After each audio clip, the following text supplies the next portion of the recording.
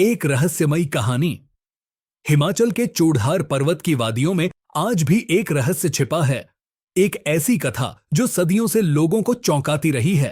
कहते हैं बहुत समय पहले एक बकरी चराने वाला चरवाहा इन घने जंगलों से गुजर रहा था। अचानक उसकी उंगली गहरी कट गई। वो दर्द से कराहते हुए एक पेड़ के नीचे बैठ गया। फिर हुआ चमत्कार। उसने पास की एक पत्ती अपनी उंगली पर रखी और कुछ ही पलों में घाव पूरी तरह भर गया। वो हैरान रह गया। क्या ये वही संजीवनी बूटी थी जिसे हनुमान जी लंका युद्ध के समय लाए थे? संदेह मिटाने के लिए उसने प्रयोग किया। उसने अपनी एक बकरी का सिर काटा, वहीं पत्ती लगाई और कुछ क्षणों में बकरी जीवित हो गई। चरवाहा और भी उत्साहित हुआ। उसने अपने साथी से कहा, देखना, अब मैं तेरा सिर काटता हूं और फिर जोड़ दूंगा। साथी डर गया और मना करने लगा, लेकिन चरवाहा जिद पर अड़ा रहा। तभी उसने कहा, ठीक है, मैं खुद पर ही आजमाता हूं। उसने अपने ही गले पर वार किया और एक झटके में सिर अलग होकर दूर जा गिरा। वो एक बात भूल गया था, अपने साथी को यह बताना कि सिर वापस भी जोड़ना है।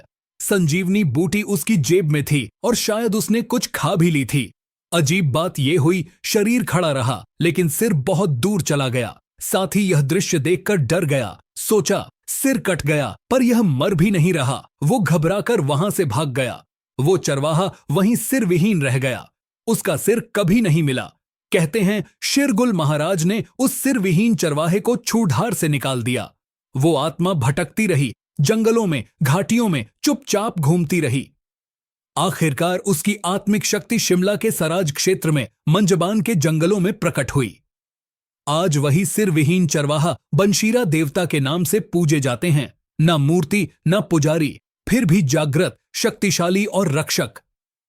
लोग गाड़ियों के पुर्जे चढ़ाते हैं, लोहे की चड़त से रक्षा मांगते हैं, क्योंकि वो देवता हैं जो कभी सिर विहीन था।